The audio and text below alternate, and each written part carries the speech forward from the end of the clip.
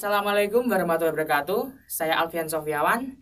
Di kesempatan ini saya tidak membahas seputar musik, apalagi saya bermain musik, tetapi saya akan membahas dua alat yang bisa dikatakan itu istimewa. Yang pertama ada loop dan yang kedua ada teropong. Apa itu loop dan apa itu teropong?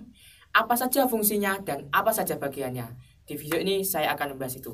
Oke.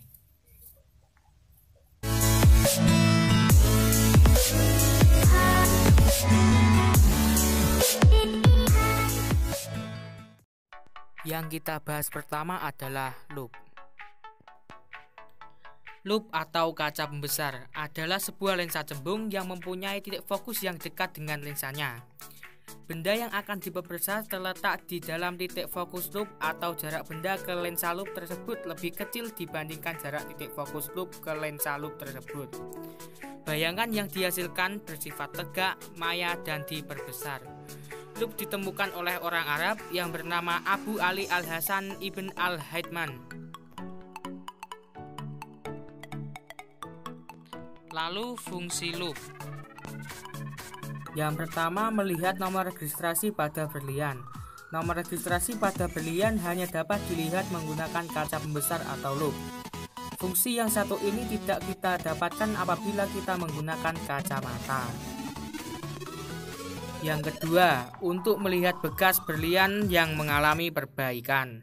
Berlian yang rusak pasti akan diperbaiki karena harganya yang mahal. Biasanya setelah diperbaiki, berlian tersebut akan langsung dijual agar bekasnya tidak terlihat. Namun dengan adanya kaca pembesar atau loop, bekas tersebut akan terlihat. Lalu fungsi yang ketiga, memperjelas objek penglihatan. Untuk meneliti objek yang kecil dapat menggunakan loop atau kaca besar. Dalam bidang kesehatan, loop bisa digunakan untuk memperjelas bagian organ-organ kecil yang kurang jelas. Dengan menggunakan loop, maka organ akan terlihat besar atau lebih mudah untuk menjelaskannya.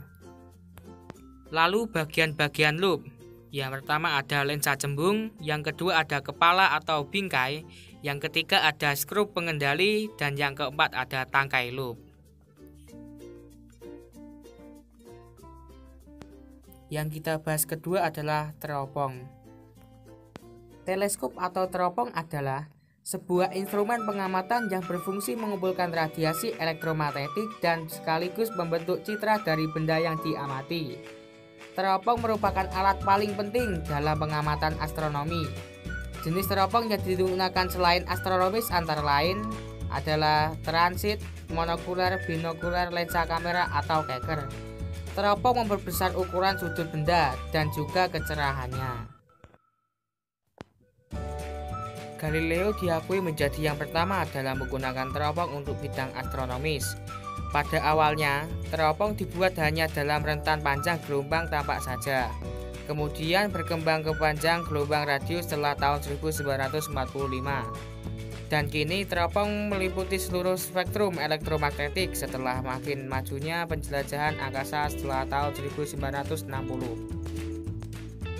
Lalu ada fungsi teropong.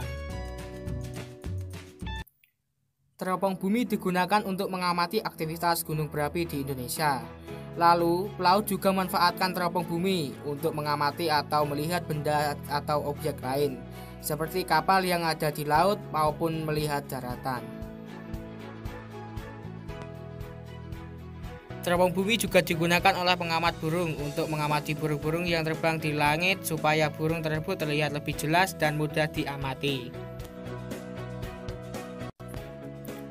Dan pada intinya, teropong berfungsi untuk melihat benda-benda yang sangat jauh yang tidak bisa dilihat oleh mata saat dalam keadaan normal.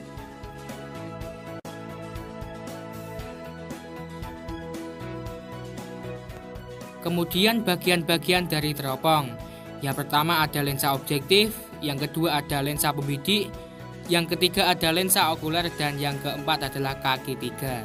Terima kasih Anda yang sudah tonton video ini. Apabila ada kekurangannya, saya minta maaf sebesar-besarnya. Apabila Anda suka dengan video ini, silakan pencet tombol like di bawah. Dan apabila ingin komen, silakan komen-komen di kolom komentar. Wassalamualaikum warahmatullahi wabarakatuh.